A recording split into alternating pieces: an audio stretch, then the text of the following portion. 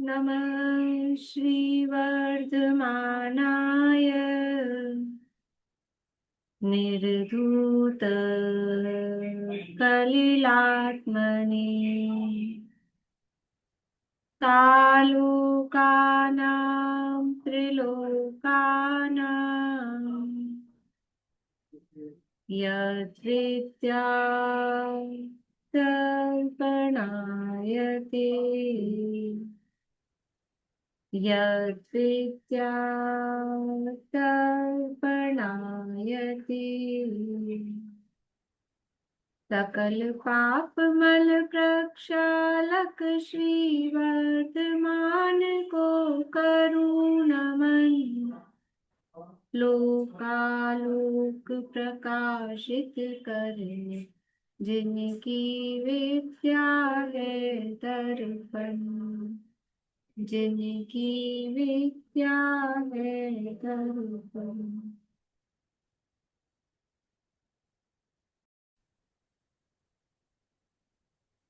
रत्नकरण शावकाचार्य नामक ये ग्रंथ है, आचार्य श्री समंतभद्र स्वामी द्वारा रचित। इसके अंतर्गत सप्तम संलेखना अधिकार अपना चल रहा है और इसमें संलेखना कब लेनी, किसको लेनी, किस प्रकार से लेनी, किस तरह से मरण का अवसर आने पर परिणामों में शांति रखी जा सके, उसके लिए यहाँ सारी बातें चल रही है। और उसके लिए कुछ, क्योंकि मरण का समय आने पर सबसे मतलब मेन बात ये रहती है कि भय होता है, मरण का भय होता है और उससे जीव संक्लेशित होता है अथवा रोग आदि आ जाने पर संक्लेश होता है। तो वो संक्लेश कैसे दूर हो, उसके लिए अन्य अनेक मुनिराजों के उदाहरण आदि दिए हैं। उसके आधार पे यहाँ अ, हमको प्रेरणा दी है कि संक्लेश न रख सकें। अब इसके बाद में चार गति के दुखों का वर्णन यहाँ चल रहा था और उसमें मनुष्य गति के दुखों की विस्तार से यहाँ चर्चा की जा रही है। उसको पढ़ते हैं, पेज नंबर 460 है। अ, पढ़िए सुमन जी। इस बहुत से छोटे से जीवन में धर्म छोड़कर आर्त परिणाम नहीं करो। अशुभ कर्म ये के जिस ये ये पैराग्राफ फिर से पढ़िए, समस्त वेदना।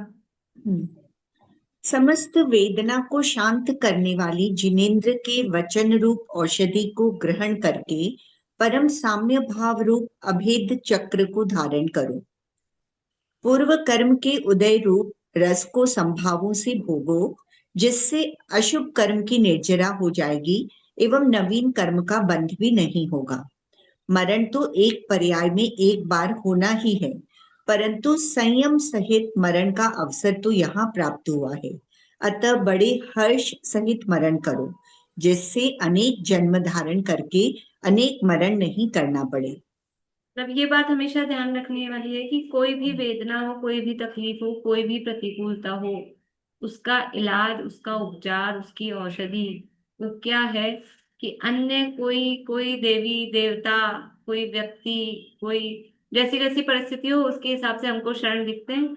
कभी डॉक्टर शरण दिखता है, कभी कोई ऐसी घटना हो जाए तो कोई पुलिस वाला शरण दिखता है, कि कभी कोई वकील शरण दिखता है, या कभी कोई और बड़ा आदमी राजा आदि वो शरण दिखता है। वो वास्तव में कोई भी शरणभूत नहीं है। एकमात्र जो जिन भगवान के वचन अथवा कहो तो देवशास्त्र गुरु पंच परमेष्ठी भगवान, वही शरण है। उसके अलावा और कोई शरण नहीं है। पढ़िए आगे। इस बहुत से छोटे से जीवन में धर्म छोड़कर आर्त परिणाम नहीं करो। अशुभ कर्म के जिस उदय को रोकने को इंद्रादि सहित समस्त देव समर्थ नहीं है, उसे अल्प शक्तिधारी कैसे रोक सकेंगे। जिस वृक्ष को भंग करने के लिए गजेंद्र समर्थ नहीं है, उस वृक्ष को दीन निर्बल खरगोश कैसे भंग कर सकेगा। जिस नदी के प्रबल प्रवाह में महान देह का धारक महाबलवान हाथी बहता चला जाता है, उस प्रवाह में खरगोश के बह जाने का क्या आश्चर्य करना। जिस कर्म के उदय को तीर्थंकर चक्रवर्ती नारायण बलभद्र तथा समस्त देवों के साथ इंद्र भी रोकने को समर्थ नहीं है, उस कर्म को अन्य कोई रोकने में समर्थ है क्या। ये ये इस तरह का विचारिए, किसके अंतर्गत जाएगा इसे? विपाक विचय धर्म ध्यान, इसको हम कह सकते हैं। इस तरह का विचार, यानी कोई भी परिस्थिति बन रही है तो कह रहे हैं, छोटा सा तो जीवन है। मनुष्य जीवन कितना सा है? अभी वर्तमान की बात चल रही है, भोग भूमियों की बात तो है नहीं। वर्तमान में कितना सा जीवन है? 100 वर्ष तो कोई दिखता है 100 वर्ष का, उससे पहले पहले ही सब निकल जाते हैं यहाँ से। तो इतने से जीवन में अब धर्म को छोड़ के और आर्त परिणाम कर रहे हैं, संश्लेष कर रहे हैं, दुखी हो रहे हैं। तो बोल रहे हैं ये मत करो। ये अशुभ कर्म का उदय तो कोई भी रोकने में समर्थ नहीं है। तो अपन ने कुछ गाथाएं याद की थी कार्तिकेय अनुप्रेक्षा में, इसको याद है? जम जस जम्मी दे से, याद है? एक तो है हमारे पास, बोलिए। जमदस्त जम्मि देशे जेन विहानेन जम्मि कालम्नि नादम जिनेन नियतम जम्मं वा अहव मरणं वा तमतस्त तम्मि देशे तेन विहानेन तम्मि कालम्नि कोसक्कदि वारेदुम इंदो वा तह जिनिंदो वा। बढ़िया। एवं जो निश्चय दो जानवी दवाणी सब मध्य सो सद्दिट्ठी शुद्धो, जो संकरी हो सोहु कुदिट्ठी। 3 गाथाएं थी, कोई बात नहीं, अपने को 2 से ही प्रयोजन था। ठीक नहीं, है। वो भी याद है। तो जम जस जम्मी देसे जेण विहाणेण जम्मी कालम्नी। जिस जीव का, जिस क्षेत्र में, जिस काल में, जिस विधि विधान पूर्वक, यानी जैसी प्रक्रिया के माध्यम से जो होना है, वह उस जीव का उसी विधि के द्वारा उसी क्षेत्र में उसी काल में वो होता ही है। को सक्कदी वारेदुम, उसको वारने में, निवारण करने में कौन समर्थ है? इंदोवा तह जिनेंदोवा, चाहे इंद्र आ जाए चाहे जिनेंद्र भगवान आ जाए। जिस जीव का जिस क्षेत्र में, जिस काल में, जिस विधि के द्वारा जो परिणमन जैसा होना है, यहाँ तो जीव का कहा है। जीव का तो अपन कह रहे हैं, हाँ तो जम कहा है। तो जिस द्रव्य का, चाहे जीव हो चाहे पुद्गल हो, जिस द्रव्य का जैसा जो परिणमन जब होना है, उस परिणमन को बदलने में कोई भी समर्थ नहीं है। चाहे वो रागियों में सबसे ज्यादा बलवान, वो कौन है? इंद्र है। और वीतरागियों में अनंत बल के धनी जिनेंद्र भगवान, वो भी, यानी ये ताकत का काम नहीं है। ताकत का क्या काम ही नहीं है, ये बदल ही नहीं सकते हैं। ये यहाँ कह रहे हैं कि ये जो अशुभ कर्म का उदय है, उसको रोकने में कोई भी समर्थ नहीं है। तो जब इंद्र जैसे, जिनेंद्र जैसे भी समर्थ नहीं है, समर्थ नहीं है का मतलब वो कमजोर है का मतलब ऐसा नहीं कि वो कमजोर है। समर्थ नहीं है का मतलब है कि बदला ही नहीं जा सकता, वो चीज इम्पॉसिबल है, संभव ही नहीं है। तो जब भी वो ही बदलने में उसको समर्थ नहीं है, रोकने में समर्थ नहीं है, तो हमारी कितनी ताकत है? मतलब जब बड़ा आदमी इस काम को नहीं कर सकता है, तो फिर हम क्या चीज है? इसलिए अर्थ परिणाम करने में कोई फायदा नहीं है। उदाहरण दिए नदी के प्रवाह आदि के, पढ़िए आगे। कर्म के उदय को रोका नहीं जा सकने वाला जानकर असाता के उदय में दुखी नहीं हो। शूरपना दिखाओ, साम्य भावों से कर्म की निर्जरा करो। यदि कर्म के उदय में दुखी होोगे, दीनता दिखाओगे, रोओगे, विलाप करोगे, तो वेदना नहीं घटेगी, वेदना तो बढ़ेगी ही। किंतु धर्म, व्रत, संयम, यश नष्ट हो जाएंगे तथा तुम आर्त ध्यान से मरण करके घोर दुख के भोगने वाले तिर्यंचों में उत्पन्न हो जाओगे, इसमें कोई संशय नहीं है। देखिए, मतलब वो रोका नहीं जा सकता। यदि कर्म के उदय में दुखी होंगे, विलाप करेंगे, तो क्या होगा? मतलब ये समझ में आ जाए ना, बात ये माइंड में जम जाए कि रोने से, विलाप करने से, दीनता लाने से क्या वेदना कम हो जाएगी? कि वेदना तो घटेगी नहीं, उल्टा क्या होगा कि वेदना तो बढ़ेगी, और क्योंकि वहां ही वहीं उपयोग जा रहा है। और वो समझ लो कहीं दूसरी तरफ की तकलीफें होंगी। और फिर व्रत, धर्म, संयम, यश, ये भी नष्ट हो जाएंगे। और आर्त ध्यान होगा, आर्त ध्यान के कारण वो और असाता कर्म, दुख शोक ताप आक्रंदन, उसे और असाता बंधेगा और आर्त ध्यान से मर के तिरंचों में उत्पन्न हो जाओगे। इसलिए ये कर्म के उदय की परिस्थितियां जो बनी है, शारीरिक वेदना आदि आई है, उसमें समता भाव रखना ही श्रेयस्कर है। बोलिए आगे। असाता के उदय में सुख के लिए जो रोना है, विलाप करना है, दीनता के वचन बोलना है, वह तेल के लिए बालू रेत का पेलना है, घी के लिए जल का विलोना है, चावलों के लिए भूसी को फटकना है, वह केवल खेद के लिए है, आगे के लिए तीव्र बंध का कारण है। देखिए, जैसे ये यही उदाहरण दादा ने संसार भावना में के अंतर्गत दिए हैं। मंथन करे दिन रात जल, घृत हाथ में आवे नहीं, रज रेत पेले रात दिन पर, तेल ज्यों पावे नहीं।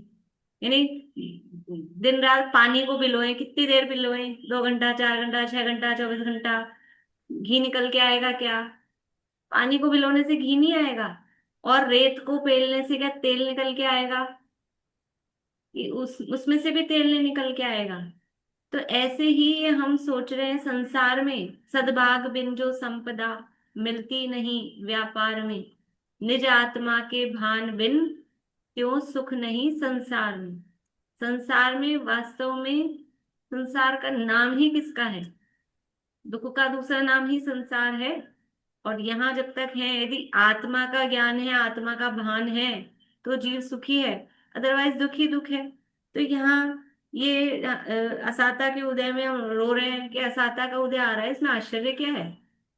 संसार अवस्था में तो ये चलते ही है कि धूप छांव है, साता असाता, तो उसमें रोना, ये सब तो इस तरह का है। चावल के लिए भूसी को भटकना, वो सब केवल हमें और दुखी करने के लिए ही है ना, वो जो हमारे प्रयास हैं। यदि हम जल को भिगो रहे हैं, रेत को पेल रहे हैं, तो उससे क्या होगा?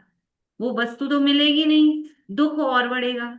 ऐसे ही असाता का उदय आया है, उसको दूर करने के लिए, उस उदय को देखकर हम रो रहे हैं, विलाप कर रहे हैं, आर्ध्यान कर रहे हैं, तो उससे वो उदय तो दूर होगा नहीं, उल्टा वो वेदना, कष्ट, वो और बढ़ के आएगा।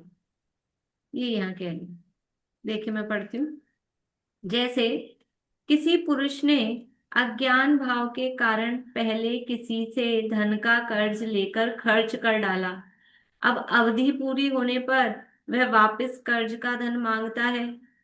न्याय मार्गी तो हर्ष मानकर, ऋण चुकाकर, अपना भार उतारकर जैसे सुखी हो जाता है, उसी प्रकार धर्म का धारक पुरुष तो कर्म के उदय में आए रोग, दारिद्र, उपसर्ग, परीक्षाओं के भोगने को ऋण चुकाने, दूर होने के समान मानकर सुखी होता है। किसी से कर्जा लिया हो और वो जब लेने आ रहा है, तो जो सज्जन है, जो साहूकार है, जिसकी नीयत खराब नहीं है, वो तो उसको वापस चुकाता है और फिर निश्चिंत हो जाता है, वो भी खुश होता है, सुखी होता है कि चलो अपना कर्जा उतर गया। तो ऐसे ही जो न्याय मार्गी है या जो ज्ञानी है, जो तत्वज्ञानी है, वस्तु स्वरूप को जानने वाले हैं, तो ये कर्म का उदय आया है, इसको कर्जा उतर गया ऐसा समझकर वो अपना ऋण चुक गया ऐसा समझते हैं। गाथा याद आ रही है क्या रेणु जी? ये ऐसी गाथा थी। हाँ, ऋणमोयनं न बन्नई,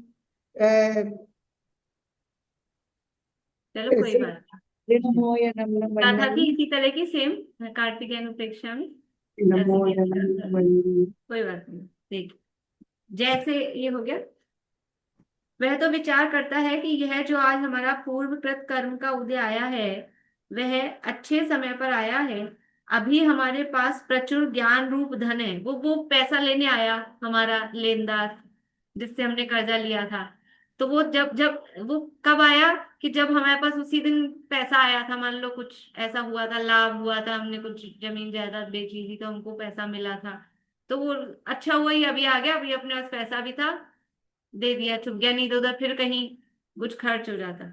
तो ऐसे ही क्या सोचते हैं ज्ञानी जीव कि ये जो अभी असाता कर्म का उदय आया है, अच्छा हुआ अभी आया है, अभी तो हमारे पास में क्या है? प्रचुर ज्ञान रूप धन है, पंच परमेष्ठी भगवान की शरण है, साधर्मियों की बड़ी सहायता है, अतः सहज ही ऋण का भार उतार कर निराकुल सुख को प्राप्त करूंगा। ये अभी आया तो अच्छा है, अभी तो अपने पास तत्व ज्ञान है, समझ है, पंच परमेष्ठी की शरण है। कोई बात नहीं, जितना ऋण चुकना है अभी आ जाओ, हम तैयार हैं, हमारे पास में है धन। कौन सा धन चाहिए ये कर्म का ऋण चुकाने के लिए? ये ज्ञान धन, ये तत्व ज्ञान का धन, ये जिनवाणी का पंचपरमेष्ठी की शरण रूप धन, वो हमारे पास में है। आ जाओ, जितने आने तो अभी निपट लो, तो पता नहीं बाद में एक सा नहीं रहता है ना। देखो इसीलिए कहते हैं ये जो काम भी करना है, तो अभी तो हमारी रुचि है, हमारे भाव हैं, हमारे समझ लो उतना ज्ञान है। तो अभी ये भेद ज्ञान का काम, ये तत्व निर्णय का काम, अपने को जानने पहचानने का काम कर लो। बाद में क्या मालूम ये भाव भी रहें कि ना रहें। इस तरह के पहले वो वाक्य चलते थे कि ये समागम सदा नहीं रहेंगे, विचार करो, ऐसा था, विचार करो।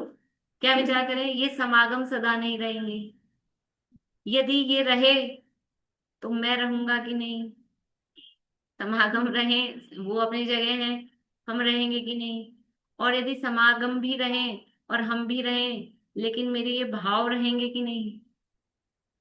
भावों को अपने ने देखा कितनी जल्दी जल्दी हमारे भाव बदल जाते हैं। कभी कभी नोटिस किया होगा, इसको भी नोटिस करके देखिएगा कि कभी कितने अच्छा उपयोग लग रहा है स्वाध्याय में, ध्यान में, चिंतन में, व्रत आदि के काल में, और कोई दिन उपयोग नहीं लगता है।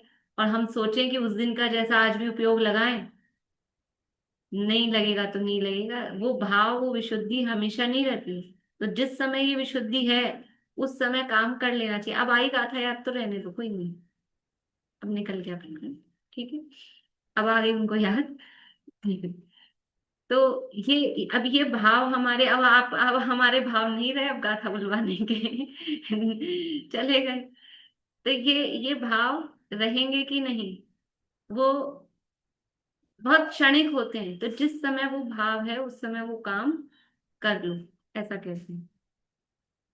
अपने कषायादि भावों से उत्पन्न किया कर्म ऐसा बलवान है कि वह रिद्धि के, विद्या के, बंधुजनों के, धन संपदा के, शरीर के, मित्रों के, देव दानवों की सहायता के बल को आधे क्षण में ही नष्ट कर देता है। ये कर्म कितना बलवान है कि जो भी रिद्धि का बल हो, विद्या का बल हो, धन संपदा का बल हो, ये सब क्षण मात्र में, क्षण भी नहीं कह रहे, आधे क्षण में ही ये नष्ट कर देता है।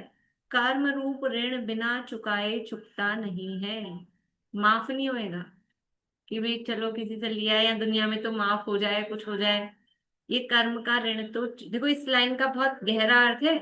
कर्म रूप ऋण बिना चुकाए छूटता नहीं है, इसका मतलब क्या है?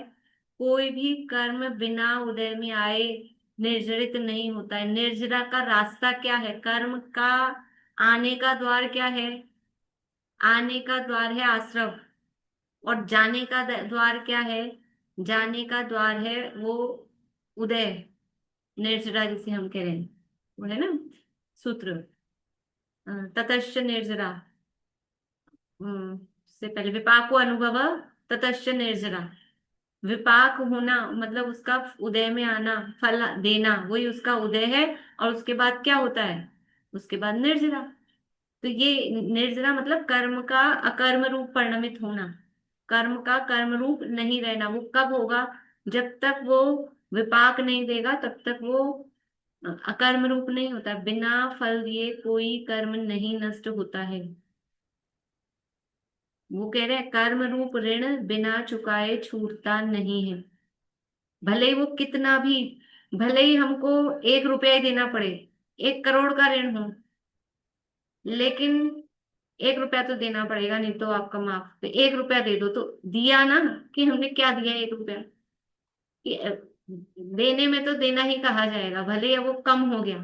तो ऐसे ही ये कर्म के उदय जो हम कहते हैं ना, बिना फल दिए फिर चले गए, बिना फल दिए, बिना फल दिए कोई नहीं जाता। पर इतना जरूर हो सकता है उसमें 1 करोड़ की जगह 1 ही रुपया देना पड़े, देना तो पड़ेगा कुछ ना कुछ। रोग शोक जीवन मरण अन्य किसी के भी उदय में नहीं आए हों, केवल तुम्हारे ही उदय में आए हों, तब तो दुख करना उचित है। वे कभी किसी के जीवन में नहीं आए, हमारे ही आ गए। हम ही अनोखे निराले आए, हमारे पे ही आ गए। ऐसा कोई दुनिया में दिखता है कि जिसके रोग नहीं हुए हों, कि शोक का परिस्थिति नहीं बनी हो, भय नहीं हुआ? ये सब होते हैं, जीवन मरण। क्षुधा तृषा रोग वियोग जन्म जरा मरण उदय के अवसर में किसे दुख नहीं देते हैं। समस्त संसारी जीवों के कर्म का उदय आता है, सभी मरण को प्राप्त होते हैं। चारों गतियों में कर्म का उदय आता है। अतः पूर्व अवस्था में जो कर्म का बंध किया था, उसका उदय आने पर आकुलता छोड़कर परम धैर्य धारण कर समभावों से कर्म पर विजय प्राप्त करो। समस्त दुखों को जीतने के अवसर पर अब किसका विषाद करते हो? अब ये किसका विषाद है, अभी तो अवसर आया है कि हम इन दुखों पर विजय प्राप्त कर लें। ये तो इसीलिए इसको कहा है कि मृत्यु महोत्सव है। ये तो उत्सव का अवसर है। और जो रोग आदि आ गए हैं, ये भी उत्सव के अवसर है कि चलो, हमारे जो कर्म बंधे थे वो कभी ना कभी तो फल देने ही थे। ये बहुत अच्छा पैराग्राफ है जो पीछे भी अपन ने पढ़ा है ना। ये अच्छे टाइम पे आ गए कर्म के उदय। जैसे ऐसे होता है ना, कभी कभी अपन ने कुछ बनाया हो और कोई अपना प्रिय हो और वो अचानक आ जाए, तो अपन क्या बोलते हैं, अच्छे टाइम पे आ गए आप, आज तो हमने ये बनाया है। तो ऐसे ही ये कर्म के अच्छे टाइम पे आ गए। अभी तो हमको सब समझ है, हम झेल सकते हैं, अभी तो ताकत है झेलने की। इसलिए प्रसन्न हो जाना चाहिए। वो प्रसन्न हो जाएंगे तो उदय रहेगा कहाँ? देखो, उसका काम क्या था, असाता का काम क्या था? असाता का काम था दुखी करने का। दुख रूप वेदन असाता वेदनीय, सुख रूप वेदन साता वेदनीय। असाता का उदय आया, उसका काम था कि दुख रूप वेदन कराए, और हम दुखी ही नहीं हुए। तो उसकी तो क्या कहते हैं, वार खाली गया ना, वो तो खुश हो गया। उसका तो चला ही नहीं काम। वो असाता का उदय कहाँ रहा? इस तरह से उसको हम समझ लो, उस परिस्थिति को हम छोड़ सकते हैं। सम्यक दृष्टि तो जन्म से ही समाधि मरण की इच्छा करता है। यह अवसर बड़ी कठिनाई से प्राप्त हुआ है। समस्त दुखों के नाश का अवसर कठिनाई से प्राप्त हुआ है। इस उत्साह के अवसर पर विषाद करना उचित नहीं है। यदि यह अवसर चूक गए तो फिर अनंत काल में ऐसा अवसर नहीं मिलेगा। ये तो बहुत अच्छा चांस, बहुत अच्छा अवसर मिला है। ये अवसर चूकना योग्य नहीं है। कर्म का उदय आए, ये तो हमें अपने आप को सेल्फ मतलब असेसमेंट करने का, अपने आप को चेक करने का ये अवसर आया है। और उसमें समता भाव धारण करके हम उन कर्मों पर विजय प्राप्त कर सकते हैं। संयम भंग करना महाअपराध है। अरहंत सिद्ध आचार्य आदि भगवान परमेष्ठी व समस्त साधर्मियों की साक्षी में जो त्याग व्रत संयम ग्रहण किया था, उस त्याग को भंग कर देने में पंच परमेष्ठी की विरुद्धता अनादर हुई। समस्त धर्म का लोप हुआ। धर्म का लोप हुआ, धर्म को दूषण लगाया, धर्म के मार्ग की विराधना की, अपने दोनों लोक नष्ट किए। यानी जो संयम को भंग करते हैं, असाता का उदय आया, कुछ रोग शोक आदि की परिस्थिति बनी, और जो संयम व्रत आदि धारण किए थे, और उसको कैसे धारण किए थे कि पंच परमेष्ठी भगवान और साधर्मियों की साक्षी में। देखो, ये कोई भी व्रत अगर लेने, व्रत नियम अगर जब भी लेते हैं तो किसी की साक्षी में लिए जाते हैं। क्यों लिए जाते हैं? कि नहीं, हमको दिखावा नहीं करना, हमको किसी को बताना नहीं है, हमको तो खुद को ही मतलब ऐसा कोई सोचे कि लो, ये तो दिखावा कर रहे हैं, सारी दुनिया को बताना चाहते हैं हमने व्रत लिया है, नियम लिया है, इसलिए। ऐसा नहीं है कि वो दिखावा वो उसके साथ ये भी हो गया कि अब गलत भावनाएं लोगों की जुड़ गई, दिखाने की भावना जुड़ गई। लेकिन वो जो परंपरा बनी है, ये जो पद्धति बनी है, ये क्या है? दिखावा नहीं था। ये इसलिए कि आप चार लोगों के सामने उस व्रत को ले रहे हैं। तो अब क्या होगा कि अगर आप छोड़ोगे, कहीं आप स्खलित हुए, च्युत हुए, तो पहले तो खुद को लगेगा मैंने चार आदमियों के सामने तो लिया, और अब छोड़ूंगा, बदनामी होगी। तो एक तो खुद को लगेगा, और अगर आपने कोई अपने व्रतों में स्खलित होते हुए आप दिख रहे हो, तो जिन सबको पता है समाज को कि आपने ये व्रत धारण किया है, तो वो आपको सावधान कर सकते हैं, स्थितिकरण कर सकते हैं, आपको उस व्रत को भंग होने से बचा सकते हैं। और अपने मन में ही हमने व्रत ले लिया, किसी को पता नहीं है, तो फिर क्या होता है कि कभी ऐसी परिस्थिति बनी कि उससे कुछ स्खलन का प्रसंग बन रहा है, तो अब किसी को पता तो है नहीं, तो अपने को जो अपमान का डर था वो डर भी नहीं रहेगा, और अब दूसरों को पता ही नहीं आपने ये व्रत ले रखा है, तो आप स्खलित हो गए, तो दूसरा कोई स्थितिकरण करने या सावधान करने या कोई मदद करने भी क्या करेगा, तो दूसरा भी नहीं उसमें हेल्प कर सकेगा। तो इसलिए साक्षी पूर्वक, तो पंच परमेष्ठी की साक्षी तो है, वो पंच परमेष्ठी की साक्षी में ले लिए, लेकिन मतलब कोई इसलिए साधर्मी वर्ड लिखा है, कोई साक्षात साधर्मी भी होने चाहिए साक्षी। और अगर हमने कुछ देखो, ये तो जो व्रत संयम की बात है ना, जो प्रतिमा रूप व्रत है या मुनि व्रत आदि संयम रूप है, उसकी बात है। हम लोग छोटे छोटे नियम लेते हैं, तो वो भी हमको, जैसे हम बोलते हैं मंदिर में जाके भगवान की साक्षी में, जिनवाणी की साक्षी में, वो अपने मन में ही ले लिया अपन ने, ठीक है वो मन में ले लेते हैं अपन, लेकिन फिर भी अपने नियम के बारे में, अपने जो भी हमने नियम लिया छोटा मोटा ही, कुछ दिनों का ही, टेम्परेरी ही, लेकिन कम से कम अपने परिवारजनों को तो बता के रखना चाहिए। या कोई साधन में अपने को ऐसा लगते हो क्लोज, कि जो अपना स्थितिकरण कर सकते हैं, जिनसे अपनी घनिष्ठता है, उनको बता के रखना चाहिए। क्योंकि हमने नियम लिया और अब अपने परिवारजनों को भी नहीं बताया, और कदाचित ऐसी परिस्थिति बन गई कुछ उसी टाइम पीरियड में कि वही जो त्याग आपने किया था वही काम करने का प्रसंग बन रहा हो, अब पता ही नहीं घर वालों को, और आप हो गए बेहोश, फिर क्या होगा? उनको क्या मालूम आपका नियम है? वो तो जो भी होगा, जिस तरह का भी वो काम करेंगे। इसलिए भले ही आपको सबको ढिंडोरा नहीं पीटना हो, उनको प्रपंच नहीं चाहिए, वो बात ठीक है, लेकिन कम से कम कुछ लोगों को, कुछ एक दो व्यक्तियों को तो बताकर रखना ही चाहिए। इसलिए साधर्मियों की साक्षी में यहाँ का है। तो जो त्याग व्रत संयम ग्रहण किया था, उस त्याग को भंग कर देने में एक तो पंच परमेष्ठियों के अनादर हुआ, क्योंकि उनकी साक्षी में आपने लिया था, तो उनकी कोई वैल्यू ही नहीं थी आपकी नजर में। जिसकी साक्षी में आपने व्रत लिया और वो उस व्रत को आप तोड़ रहे हो, तो उस व्यक्ति की कहाँ वैल्यू रही? तो उनका अनादर हुआ, समस्त धर्म का लोप हुआ, धर्म को दूषण लगाया, धर्म के मार्ग की विराधना की, और अपने दोनों लोक नष्ट किए। इस भाव में भी आपके समझ लो अब अपमान बुराई होगी, और पर भाव के लिए भी खोटे कर्म बन गए हैं। मरण तो अवश्य ही होगा, अगर ये व्रत भंग भी कर दिया तो भी मरने से बच जाएंगे क्या? व्रत भंग करने पर मरण से बच सकते हैं क्या? मरण तो होगा, फिर भी होगा, चाहे व्रत बचा के रखो, चाहे उसको भंग कर दो, वो तो होगा ही।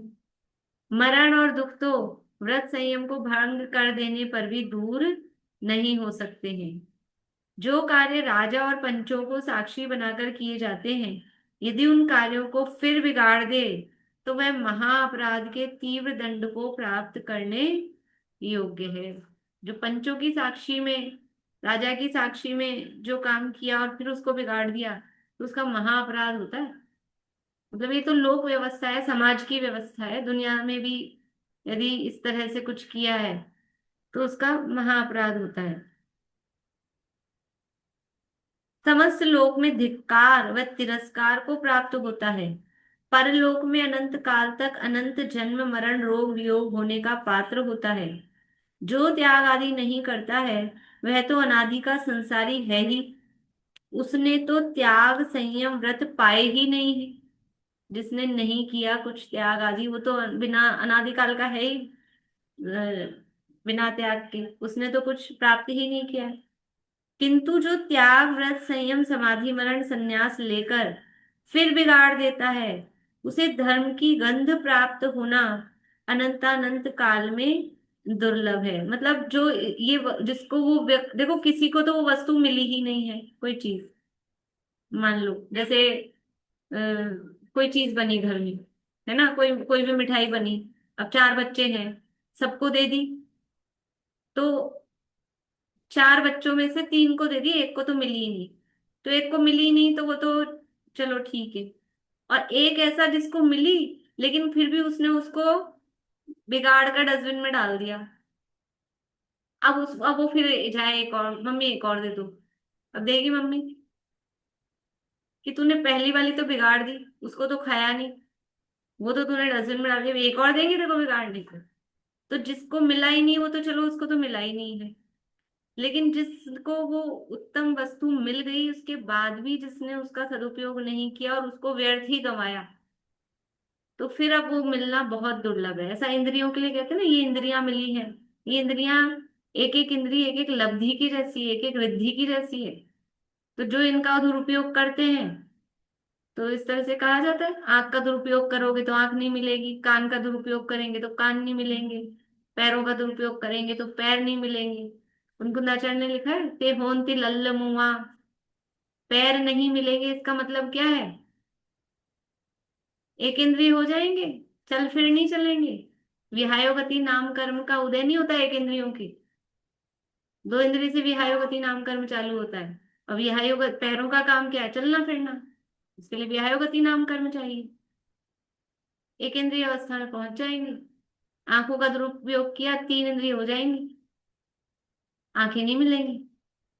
तो ऐसा कह रहे हैं कि जो जो वो वस्तु मिलने पर भी उसका दुरुपयोग करते हैं, तो फिर वो उनसे छीन ली जाती हैं, वो नहीं मिलती है।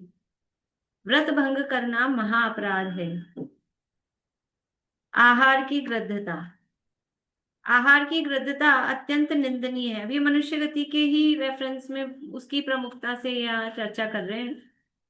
जो उत्तम पुरुष हैं वे तो क्षुधा वेदना को प्राणों का अपहरण करने वाली जानकर उसके इलाज मात्र के लिए आहार ग्रहण करते हैं। ये जो क्षुधा की वेदना आई है, तो ये केवल अपना, बस हमारा उस वेदना का इलाज हो जाए, शरीर की स्थिति चलती रहे, उसके लिए आहार करते हैं। उसकी भी उन्हें बड़ी लज्जा है कि ये रोज रोज ये आहार बार बार में ग्रहण करना पड़ता है, ये शरीर चलता नहीं है, शिथिलता आती है, तो उसकी भी उन्हें बड़ी लज्जा है। आहार की कथा को भी दुर्ध्यान को करने वाली जानकर त्यागते हैं। ये आहार की बातें, ये आहार 4 प्रकार की कथा होती है ना, 4 प्रकार की कौन कौन सी होती है? विकथा बोले, कल्पना में।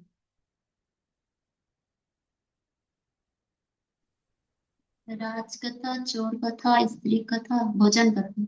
हम्म, भोजन कथा, ठीक है ना, स्त्री कथा, राज कथा, चोर कथा। फिर भोजन की कथा, भोजन के बारे में चर्चा वार्ता, ये बना ले, वो बना लो, ऐसे बना लो, वैसे बना लो, ये खा लो, वो खा लो, ये सब क्या है? और जितनी भी चलती हैं, वो सब क्या है? ये आहार भोजन की भी कथा है, भी कथा खोटी कथा है। तो ये उनको ये जो आहार की कथा है, ये भी वो दुर्ध्यान, प्रमाद के भेदों के अंतर्गत आता है। 4 प्रकार की भी कथा प्रमाद है, और प्रमाद है वो बंध का कारण है। इसलिए बचना चाहिए इन विकथाओं से। जो जो भी ये विकथाएं हैं, मतलब जितनी, अब जिस भूमिका में है, तो जहां जितनी आवश्यक है, आप कहो कि आप भोजन की बात ही नहीं करें, क्या बनाना क्या नहीं बनाना, हम काम कैसे करें? तो जितनी आवश्यक है उसको भी, मतलब मजबूरी जानकर उतनी करें, लेकिन हम तो अनावश्यक चला चला कर करते हैं, बुद्धिपूर्वक करते हैं।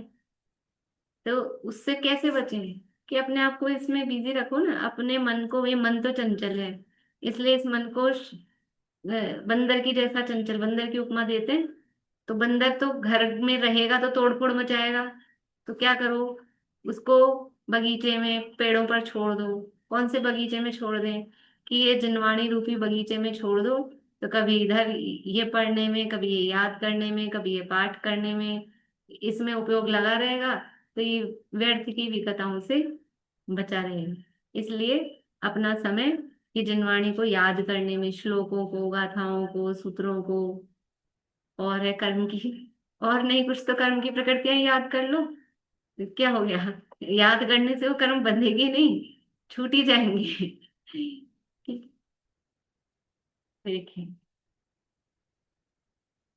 आहार की गृद्धता अत्यंत निंदनीय तो हो गया। यह हाड़ मांस में देह आहार के बिना नहीं रह सकती है, तथा देह के बिना तप व्रत संयम रूप रत्नत्रय धर्म नहीं पल सकता है। इसलिए रत्नत्रय धर्म को पालने के लिए रस नीरस जैसे भोजन की विधि कर्म मिला दें, वैसे निर्दोष उज्जवल भोजन से उदर भरता है। रसना इंद्रिय की लंपटता को कभी प्राप्त नहीं होता है। यानी रसना इंद्रिय की लंपटता होने से फिर वो मरण समय में भी मतलब वो रहेगी, और शरीर में रोग आदि है या नहीं मिल पा रहा है, उस तरह का मिल पा रहा है, तो वो उधर की तरफ उपयोग जाएगा। इसलिए जैसे तैसे जो भी है, शरीर का काम चलना चाहिए, बस ये उसमें विचार रहना चाहिए। बोलिए। कल अपन ने अष्टपद में पढ़ा था ना कि वो स्त्रियों को ध्यान करने में क्यों दिक्कत आती है, तो वही चीज है कि इसलिए कि वो गृहस्थी में भोजन में उनमें लगी रहती है, इसलिए ध्यान करने में दिक्कत आती है।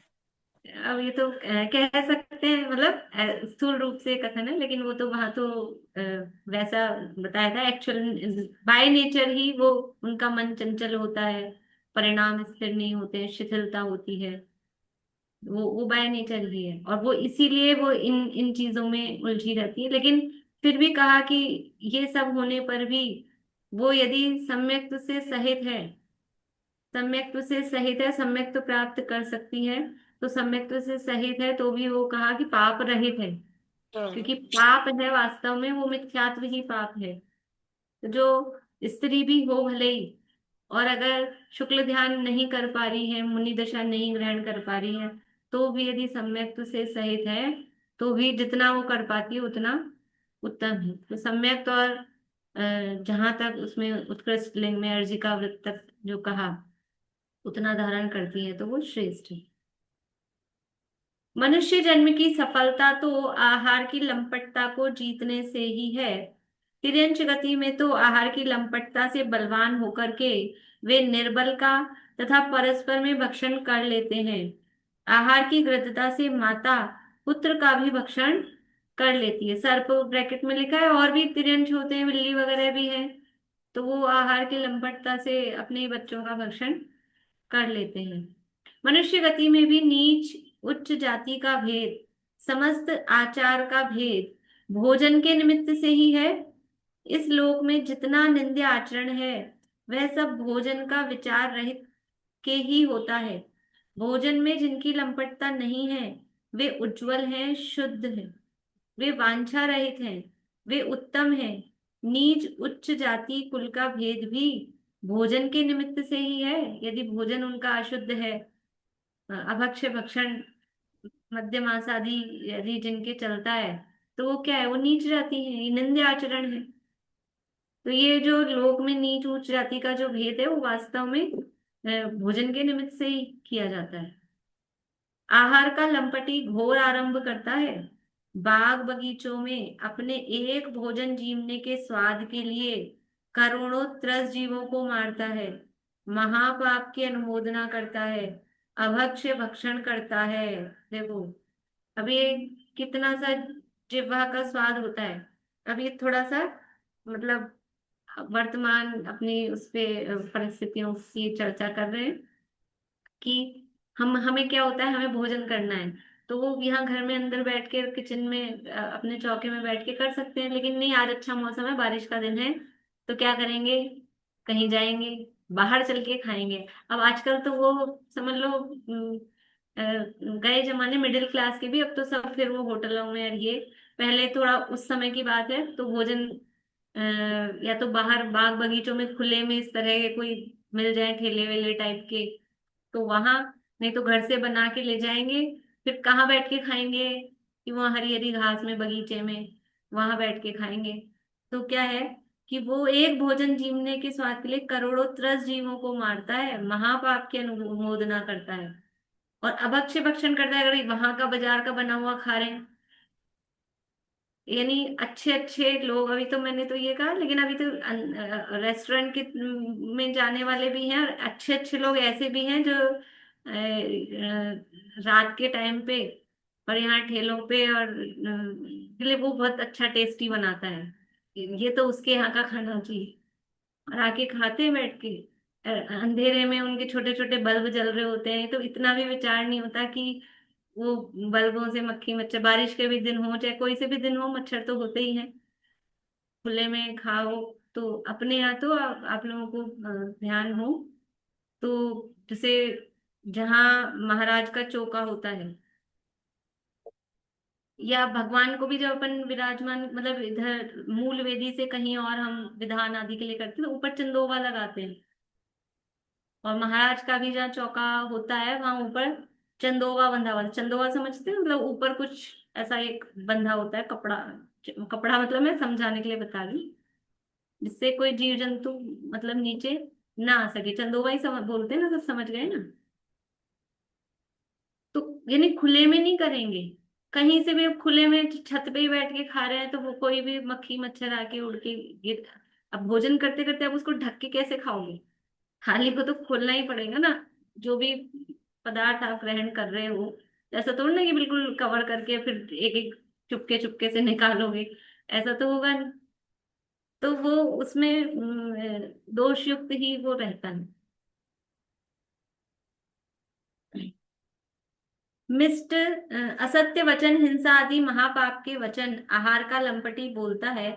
मिष्ट सुंदर भोजन के लिए क्रोध करता है, मान करता है, छलकपट करता है, चोरी करता है, कुल की मर्यादा तोड़ता है, कुशील सेवन करता है, धन परिग्रह में मूर्छावान हो जाता है, अन्य लोगों को मार देता है, झूठ बोलता है, चोरी करके भी मिष्ट भोजन के लिए धन संग्रह करता है। मतलब ये जो कह रहे हैं कि मिष्ट भोजन के लिए कुल की मर्यादा तोड़ देता है, कि वो स्वाद ऐसा होता है कि अपने अपने कुल में, यानी वो उचित काम नहीं है।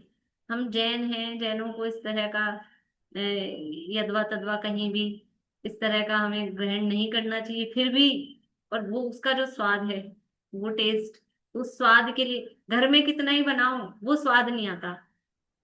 तो वो स्वाद के लिए ये क्या है, ये आहार की लंपटता। देखो, घर में वही बना के खा रहे हैं तो कंपैरेटिवली कषाय मंद है। खाना तो है, ये तो कषाय है। ये तो कषाय है कि वही वस्तु खानी है, लेकिन हमें घर में जैसा मिलेगा तो वो खाएंगे। इतनी तीव्र नहीं है कि हमें तो वही जो अभक्ष्य है वो खाना है। लेकिन जो आहार की जिसको लंपटता है, वो कुछ भी करता है। भोजन का लंपटी लंपटी निर्लज्ज हो जाता है, नीच जाति वालों के साथ शामिल होकर खा लेता है, नीच कुल के मध्य मांस खाने वालों की सेवा नौकरी भी करने लगता है, अपने पद के योग्य उच्चता जाति कुल का आचार नहीं देखता है, स्वादिष्ट भोजन देखकर मन बिगाड़ लेता है, बहुत धन का धनी तथा अपने धन पर सुंदर भोजन नित्य मिलता होने पर भी अपने घर पर होना चाहिए।